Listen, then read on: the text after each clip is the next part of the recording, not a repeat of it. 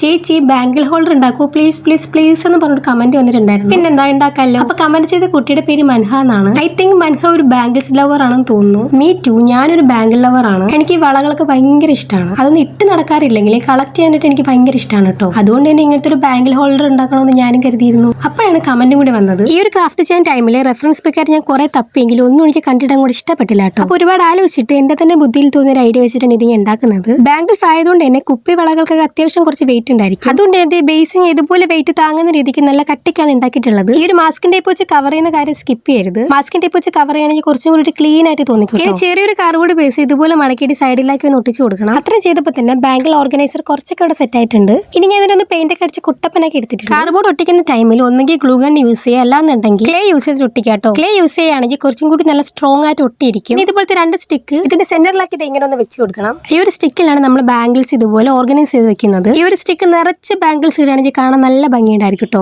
അതുപോലെ തന്നെ ആ സൈഡിലെ സ്റ്റിക്കിൽ ഇതുപോലെ ബാങ്കിൾസ് ഓർഗനൈസ് ചെയ്ത് വെക്കാനായിട്ട് പറ്റും. ബാങ്കിൾസ് ഒക്കെ ഓർഗനൈസ് ചെയ്തിട്ടുള്ള ഫൈനലൊക്കെ ഇതാണ്. എനിക്ക് എന്തായാലും ഫൈനലൊക്കെ നല്ല ഇഷ്ടമായിട്ടോ. കാണുമ്പോഴല്ല സംഭവം നല്ല സ്ട്രോങ് ആണ്. കാർഡ്ബോർഡ് മാത്രം അത് സിമ്പിൾ ആയിട്ട് ഉണ്ടാക്കി എടുക്കാനായിട്ട് പറ്റും. അപ്പൊ എന്തായാലും ട്രൈ ചെയ്ത് നോക്കാം. ഇഷ്ടമായിട്ടുണ്ടെങ്കിൽ കമന്റ് ചെയ്യാൻ, ലൈക്ക് ചെയ്യാനും സബ്സ്ക്രൈബ് ചെയ്യാനും മറക്കണ്ട.